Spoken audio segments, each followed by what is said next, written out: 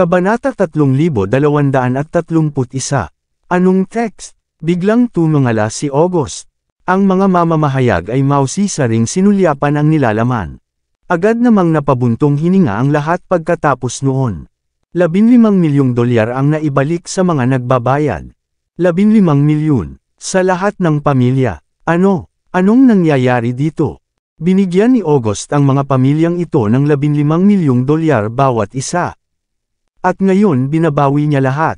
Ang isang reporter na may ideya kung paano gumagana ang pananalapi ay agad na naunawaan kung ano ang nangyayari. Gumawa si August ng aplikasyon para maglipat ng pera.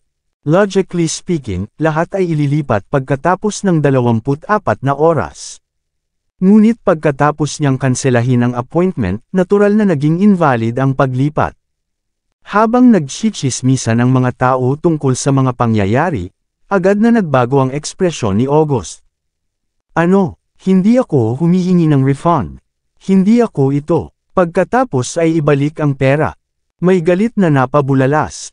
Napagkasunduan natin na ibibigay mo ang pera kung magpapakita kami ng palabas dito. Binigay namin ang aming buhay para dito, at ngayon kinukuha mo pa balik ang pera. Oo, how dare you get rid of us when we do everything for you?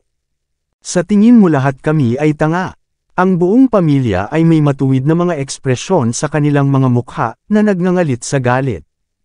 Ibigay mo ang pera. Hindi ko binawi ang pera. Hindi ko rin ito pera. Matapos makita ang kanyang pamilya na nagkakagulo para sa pera, si August, na inakala na siya ay nanalo sa simula, ay nanginginig. Ako, hindi ko kayang bigyan kayo ng ganyang pera. Hindi ako baliw. Kung hindi mo kami bibigyan ng pera, bakit namin ibebenta ang buhay namin para sa iyo? May sumigaw. Pumirma pa kami ng kontrata. Aminin mo man lang ang damn deal na iyon. Oo, mayroon kaming mga kontrata at mga record ng paglilipat. Huwag subukang tanggihan ito. Bigyan mo na kami ng pera. Kung hindi man, magsesettle kami ng score sa iyo maaga o huli. Sigaw ng kanyang mga pamilya. Ang nagsisinungaling na pamilya ay halos hindi maituturing sa matataas na grupo ng lipunan, at kahit noon pa man, hindi pa sila nakakita ng ganoong uri ng pera sa buong buhay nila. Wala silang pakialam sa kanilang sariling reputasyon hanggat maaari silang kumita ng pera. Paano nila hahayaang dumausdas kung ang pinaghirapan nilang pera ay kinukuha?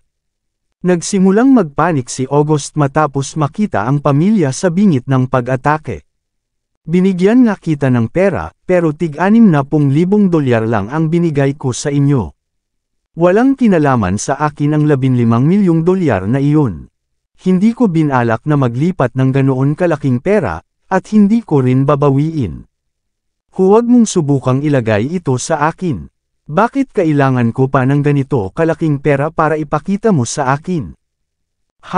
Nahuhulaan na ng iba sa audience ang nangyari, ngunit hindi pa rin nila maiwasang mapabuntong hininga matapos marinig ito mula sa kay August. Ang mga taong ito ay binili lahat. Kaya talagang inosente si Harvey York sa buong panahon. How dare you, August? Ikaw ang pangunahing tauhan sa Floatwell. Galit na galit ang kanyang pamilya, magtutusok sila ng kutsilyo sa ulo ni August.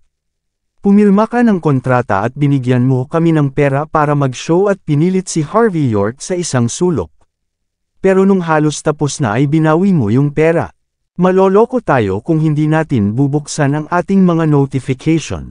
Binabalaan kita, mas mabuting bigyan mo kami ng pera, o darating kami para sa iyo maaga o huli. Sasabihin namin sa lahat na ang lahat ng sinabi namin kay Harvey ay isa lamang masamang script na isinulat mo para sa amin. Dinala mo kami dito para siraan siya dahil gusto mo siyang makulong. Mayroon kaming $76,000 na ikalulugod mong bayaran kami ng maaga. Narito ang talaan. In the first place, hindi kami maniniwala sa iyo kung hindi dahil dito. Hindi kami pwedeng mag-show ng walang kabuluhan, August. Nagbuhos kami ng dugo para dito. Bahagyang nagdilim ang mukha ni August, hindi niya alam kung paano siya makalusot dito. Ngunit alam niyang walang pagkakataon na mapanatili niya ang harapang iyon. Matapos makita ang malaking grupo ng mga tao na sinusubukang lutasin ang sitwasyon, bahagyang nagbago ang ekspresyon ni August. Pagkatapos, tumayo siya kasama ang kanyang mga tagasunod. Aalis na kami. Aalis ka. Wala ka nang pupuntahan kung hindi mo ibibigay ang damn money. Nang makitang papalayo si August, sa isang iglap ay nagtipon ang lahat sa kanya. Lahat sila ay sinanay sa martial arts. Agad nilang nilusob ang mga gwardya ni August nang walang pag-aalinlangan. Sa sandaling iyon, walang bakas ng awa mula sa magkabilang panig. Ang buong lugar ay ganap na kaguluhan nang sumiklab ang isang kakilakilabot na labanan. Nagulat si Rachel, Ansel at ang iba pa sa nakita. Walang nag-e-expect na ganito ang mangyayari. Natigilan ang mga mamamahayag bago sumugod, na agad na ibinalita ang buong katotohanan. Sobrang laki ng drama, tiyak na magiging headline ang balita. Ang pangalan ni Harvey ay nabura sa isang iglap. Kalmado siyang tumingin sa paligid na para bang alam na niya na mangyayari ito. Nang makita si Harvey na naglalakad sa likod ng entablado, likas na nagtanong si Rachel, "Ano ang nangyayari dito, Sir York?" Ngumiti si Harvey at sumenyas. Lumabas si Caden sa crowd. "Sir York sent me a text asking me to impersonate one of August's men and approach the victim's family," sabi ni Caden na nakataas ang ulo. "Nalaman namin na nangako si August na maglilipat ng $15 milyong sa bawat miyembro ng pamilya ng mga biktima pagkatapos ng 24 na oras, bilang karagdagan sa pagpirma ng isang confidential na kontrata. Ang kanilang misyon ay makipagtulungan kay August at siraan si Harvey sa pag-arte na parang mga Hollywood star. Nag-text sa akin si Sir York na i-cancel ang pag-transfer. Ang mga sakam na ito ay hindi makakawala kapag nakita nilang lumipad ang kanilang premyong pera."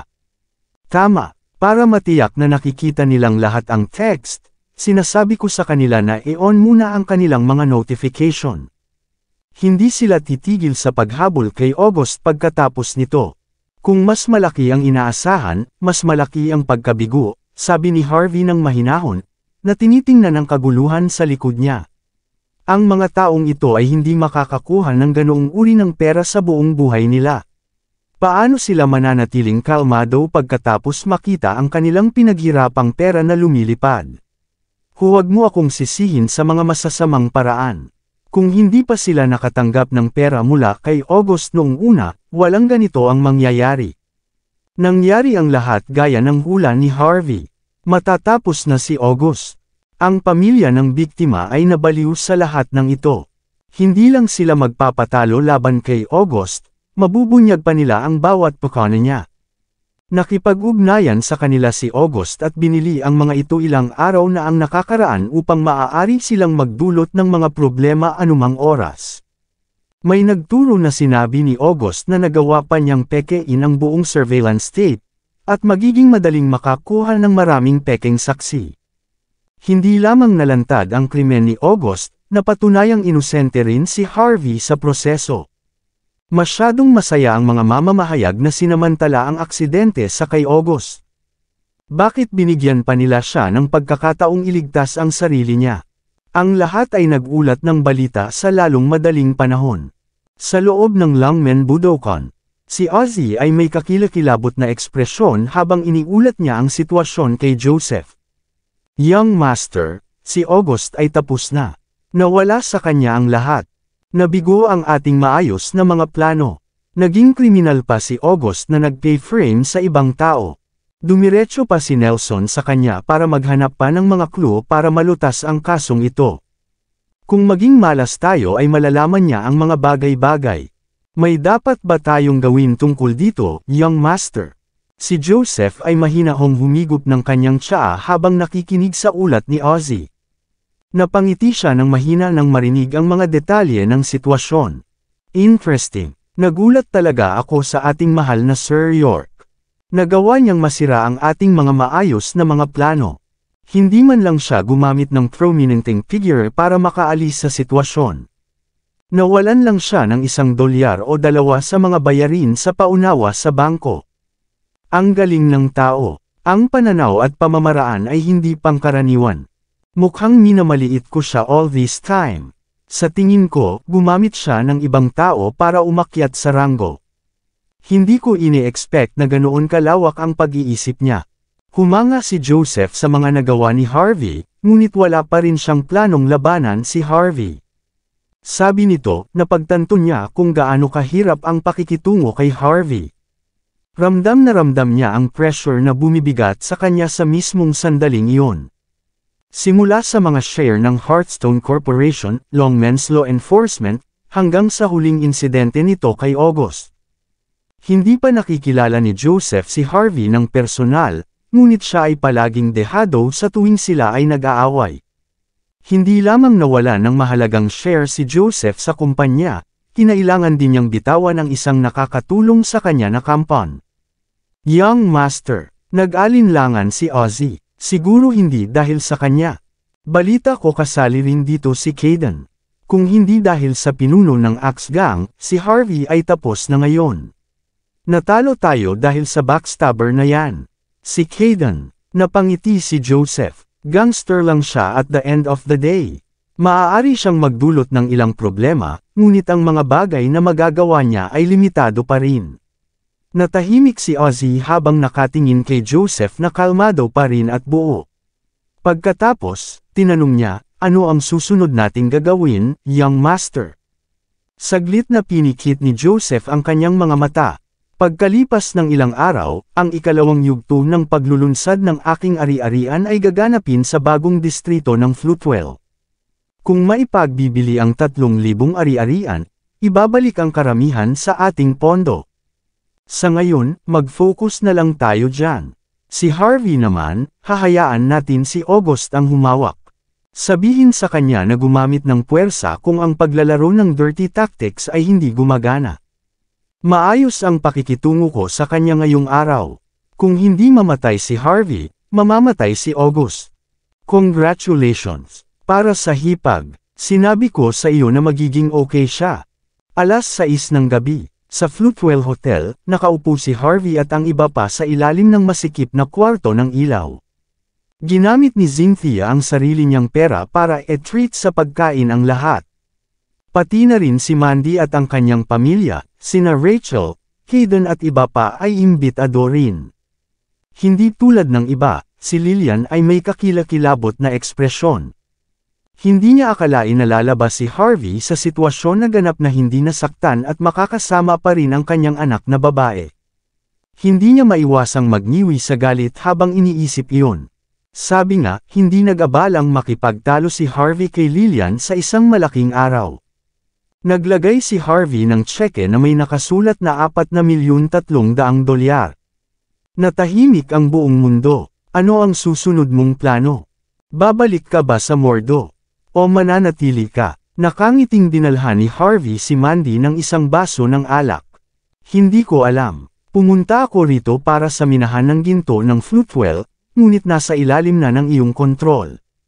Si Mandy ay hindi tanga, alam niyang nagtatrabaho si Rachel kay Harvey. Maaari kang magkaroon ng 40%. Ngunit kung gagawin mo, natatakot ako na kailangan mong alagaan ang kumpanya ng ilang sandali, nakangiting sagot ni Harvey. Wala siyang pakialam sa stock noong una. Kung interesado si Mandy sa kanya ay ibibigay niya ito anumang oras. Pero iba ang Floatwell, hindi kasing dali nang iniisip mo kung gusto mong gumawa ng sarili mong career dito. Sandaling nag-alinlangan si Mandy, tapos, bumantong hininga siya. Alam mo kung gaano kahirap maging branch chief, Harvey. Nagkaroon ng maraming problema ang pamilyang Jin kamakailan. Bukod sa napilitan ako dito, nagpunta ako dito dahil sa isa pang dahilan. Ang shares ng minahan ng ginto ang magpapatibay sa posisyon ko sa pamilya. So, if you really don't mind. Hindi ko talaga alam, sagot ni Harvey. Si Rachel na ngayon ang namamahala sa kumpanya. Gayunpaman, ang kanyang puso ay nasa Longmen Law Enforcement. Kung gusto mo, pwede kitang pagbigyan. Huwag kang mag-alala tungkol sa anumang bagay. Kaya ko naman sabi ko sa'yo, hanggat mayroon ako, maaari mong makuha ito. Natigilan si Mandy nang makita ang malambot na ngiti ni Harvey, naguguluhan talaga siya. Hindi niya maintindihan kung bakit natitiis ng lalaking ito ang pagiging sensitibo at matigas ang ulo niya sa lahat ng oras na ito. Maraming salamat sa lahat ng sumusubaybay. Please subscribe and follow my YouTube and Facebook channel, Pilipino Novel. Maraming salamat po. Kabanata 3235. Alas 10 ng gabi, sa base camp ng Axe Gang. Casual na gumagawa ng tsaa si Harvey sa hardin. Isang payat na figure ang nakitang naglalakad palapit hindi nagtagal. Hindi naman magseselo sa akin ang asawa mo para dito, di ba Sir York? Nakangiting sabi ni Rachel bago umupo sa tapat ni Harvey. Nakasuot siya ng damit na gawa sa seda. Kasabay ng kanyang kulot na buhok ay kitang-kita ang kanyang magandang pambabae na anyo. Hinangaan ni Harvey ang kagandahan nito bago siya binigyan ng matamis na ngiti. Sinasabi mo ba sa akin na ginagawa kong magalit si Mandy sa pamamagitan lamang ng pag-inom ng tsaa at panunood ng buwan kasama mo? Ngumiti pabalik si Rachel. Siyempre, iba ako sa iba. Kung tutuusin, ikaw lang ang iniintindi ko. Tumawa si Harvey. Hindi niya inaasahan na magbibiro ng ganito si Rachel, lalo na kung gaano siya kaseryoso. Binuhusan niya si Rachel ng isang tasa ng tsaa bago iniba ang usapan. Sige, sapat na ang biro. Pag-usapan natin ang negosyo. Si Mandy na ang bahala sa kumpanya simula bukas. Ikaw ang humarap sa Longmen Law Enforcement para sa akin. Ayos lang ba sa iyo? Kumunot ang noo ni Rachel. Of course, walang pag-aalinlangan niyang sabi. Gayunpaman, Mr. York. Ang Hearthstone Corporation ay hindi kasing simple ng iniisip natin. At saka si Ozzy ay patuloy tayong pinupuntirya. Masyadong maraming nakatingin sa atin ngayon. Anyway, isa tayong malaking piraso ng foreign meat. Maraming tao ang desperadong nagsisikap na makakuha ng isang piraso sa iyo. Alam ko iyon, sabi ni Harvey, na pinikit ang kanyang mga mata. With the way Mandy is doing things, she will definitely take a big hit if she took over the company. Maaaring kailanganin niyang isuko ang kumpanya bilang isang resulta. Pero ano, ito ay isang pagkakataon para sa kanya. Siya ay may kapangyarihan ng ikasyam na sangay ng pamilya Jean, at mula noon ay nagre-rank up na siya. Gayunpaman, napakaamo pa rin niya. Hindi niya naiintindihan na hindi niya mapagkakatiwalaan ang sinuman pagdating sa mga nangungunang pamilya. Mayroon lamang walang katapusang mga pukana laban sa isa't isa. Tinatrato niya ang pamilyang Jean bilang sarili niya, pero baka iba ang iniisip nila sa kanya. Kung magpapatuloy ito, malamang maya-maya lang ay nilalamon na siya. Ito na ang pagkakataon para maintindihan niya ang rules of the game. At saka, wala na siyang masyadong oras. Natahimik si Rachel, hindi siya umimik. Matagal na niyang sinusundan si Harvey. Mula kay Kate, Yvonne, Queenie. Maraming magagandang babae ang dumagsa kay Harvey. Ganun pa man si Mandy lang ang nasa puso niya. Humanga si Rachel sa swerte ni Harvey sa mga babae. Kinailangan niyang pigilan ang kanyang mga impulses para manatili siya bilang underling ni Harvey. Noong nag-uusap sina Harvey at Rachel tungkol sa mga problemang kakaharapin ng Hearthstone Corporation. Nasa ICU si August. Ang kanyang ulo ay natatakpan ng mga benda habang nakahiga sa kanyang ward, ang kanyang ekspresyon ay sobrang pangit. Yung bastard, ginawa niya ito sa akin. Huhulihin ko siya, papatayin ko talaga siya. Sa kaguluhan sa himpilan ng pulisya noong nakaraang araw, kasama ni August ang bodyguard ng pamilya Bauer. Sa kasamaang palad, napakaraming mamamahayag ang humahabol sa kanya. Walang lakas ng loob na gumanti ang mga bodyguard niya, habang hindi napigilan ang pamilya ng biktima. Walang paraan si August para ipagtanggol ang sarili mula sa mga taong sumusugod sa kanya. Maraming tao ang naglabas ng kanilang mga sandata para salakayin siya. Kung hindi lang may karanasan si August sa martial arts, matagal nang nawala ang kanyang mga paa. Gayunpaman, nasugatan pa rin siya sa lahat ng dako. May mga dark circle pa sa paligid ng kanyang mga mata. Hindi nagtanim ng sama ng loob si August sa mga taong iyon.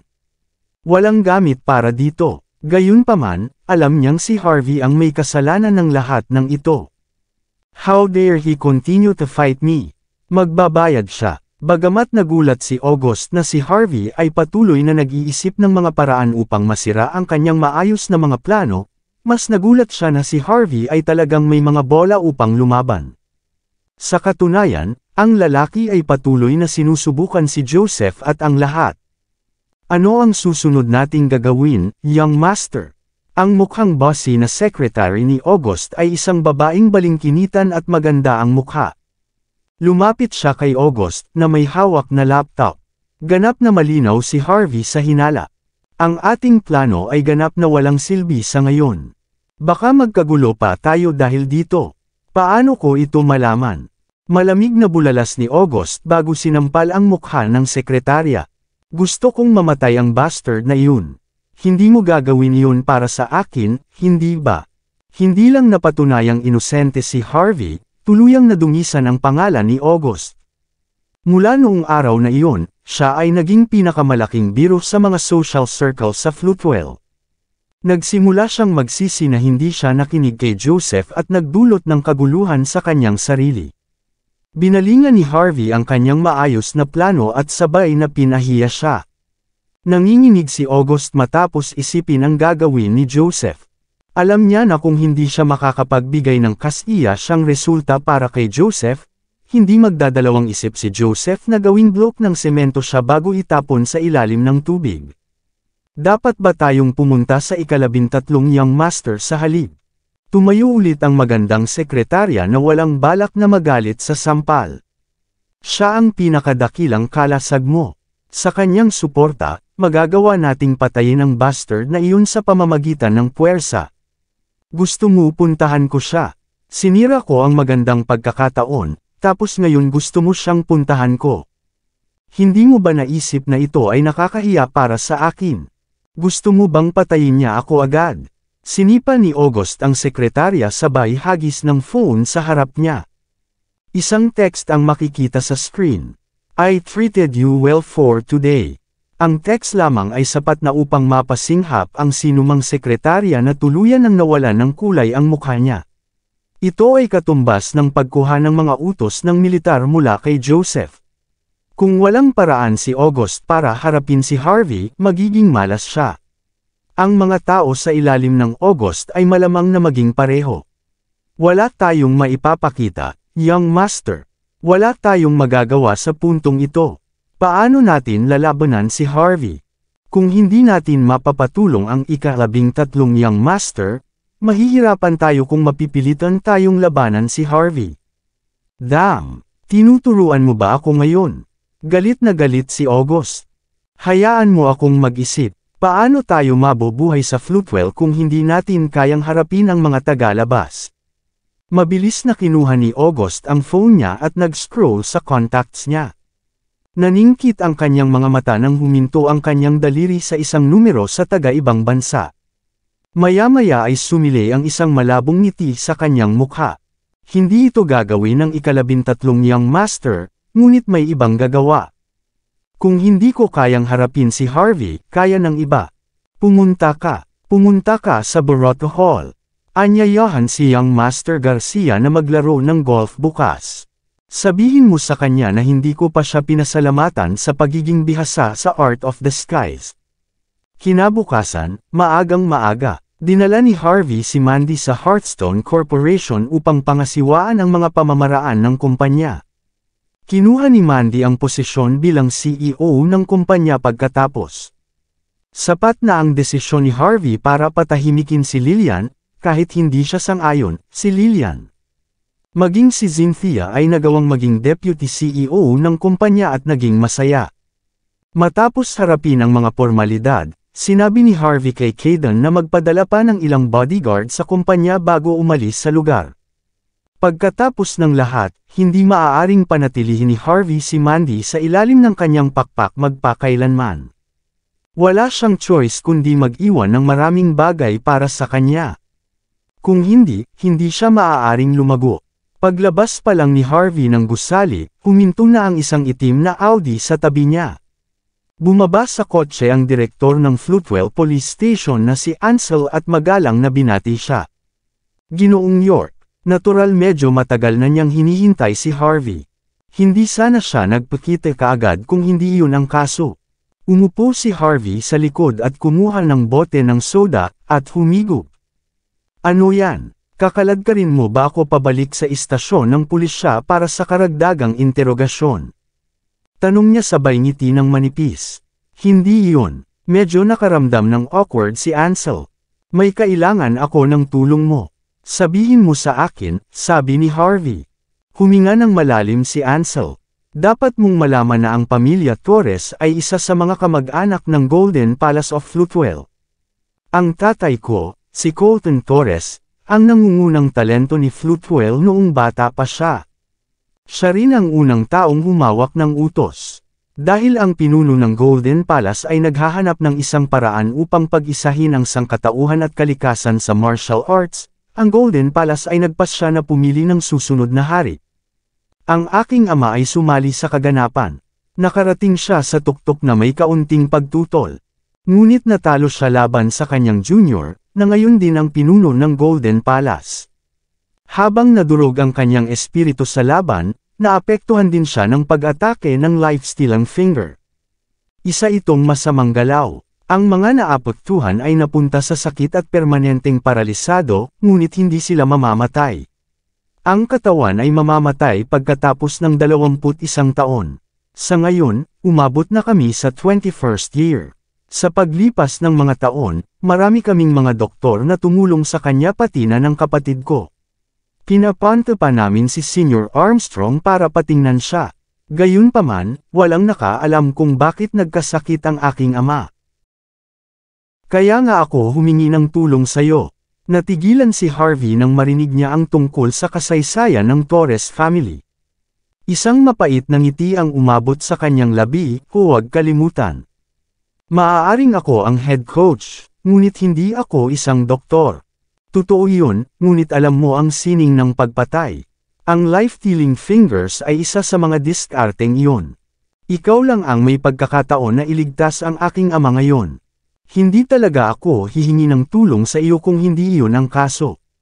Siyempre, alam ni Ansel na hindi ganoon kadali si Harvey.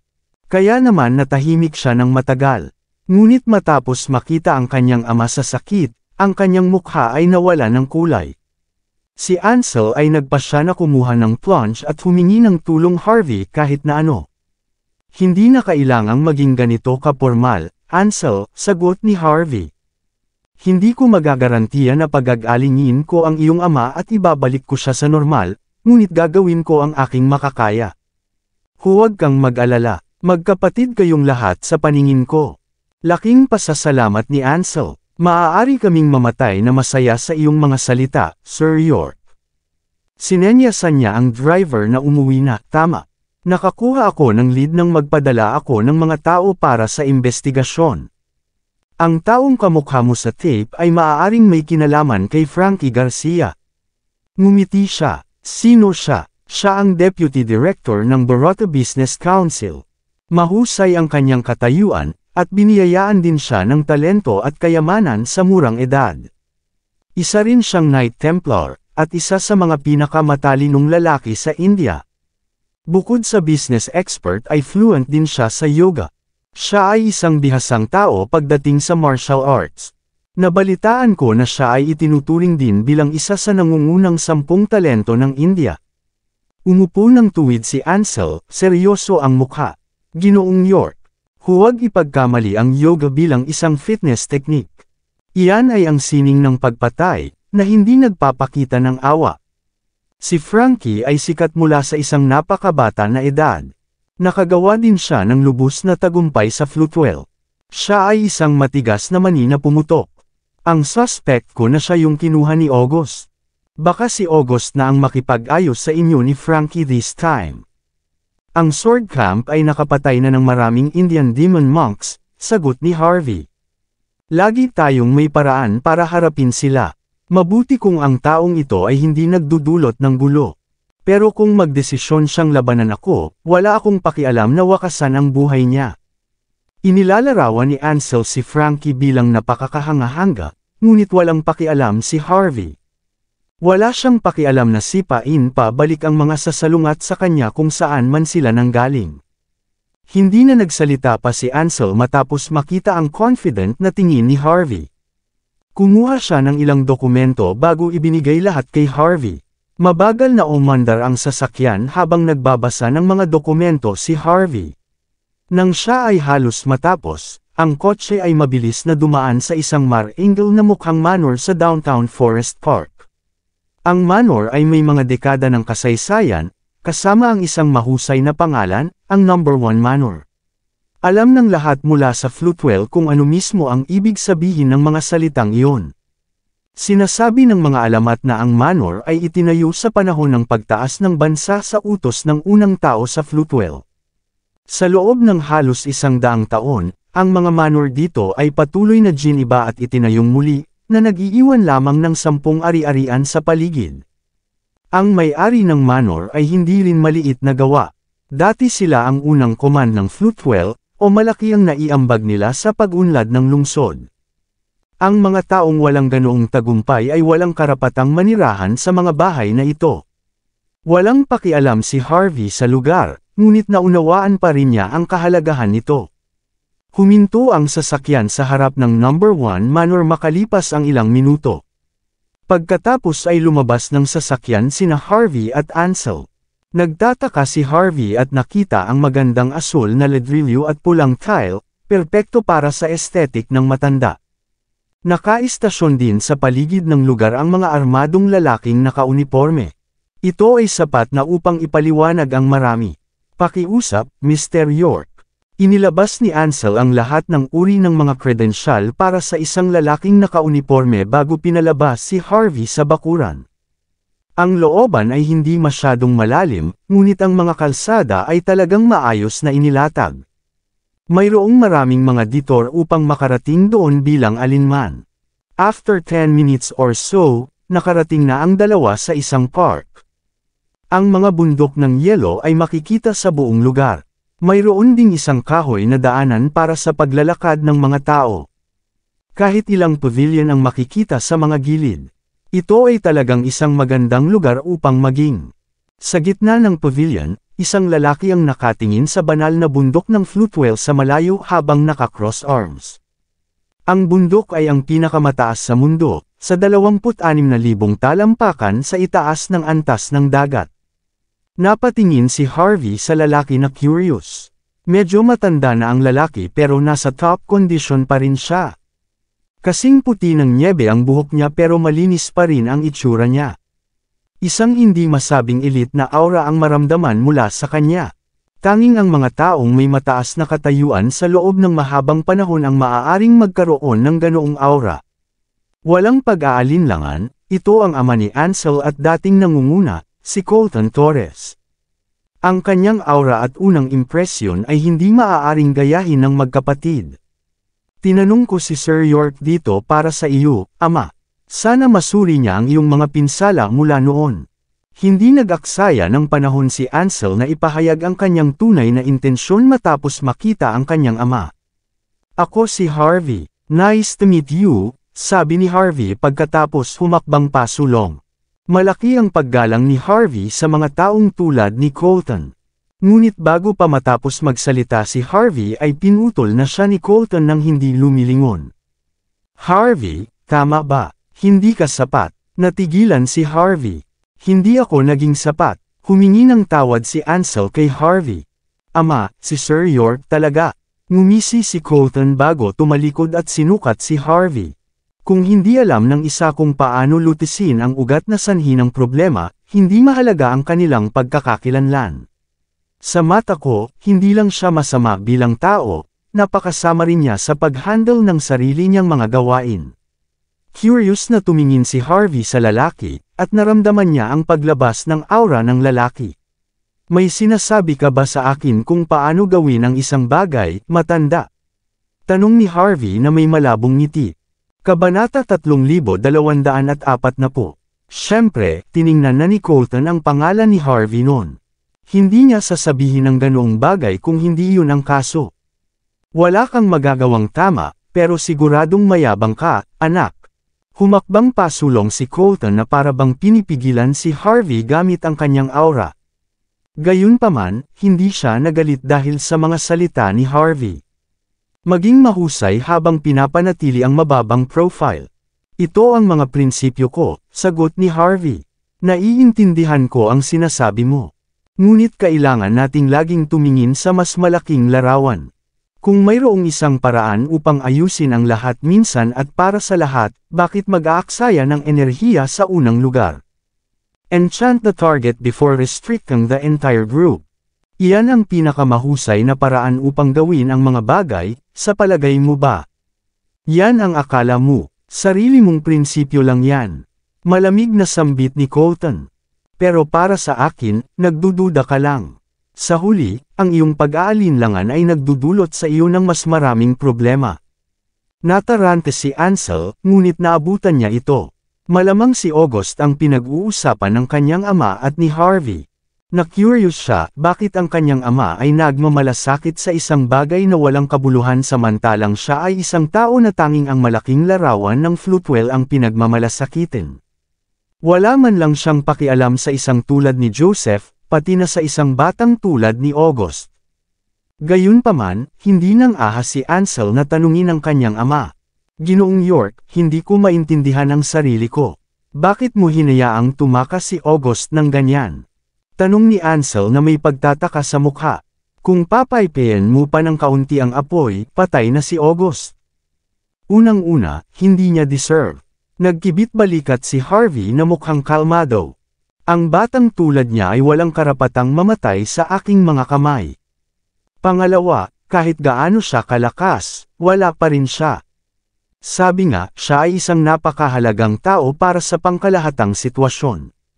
Kung gugustuhin ko, magagawa kong maakit ang mga tao sa likod niya ng walang labis na pagsisikap. Kumunot ang noo ni Ansel.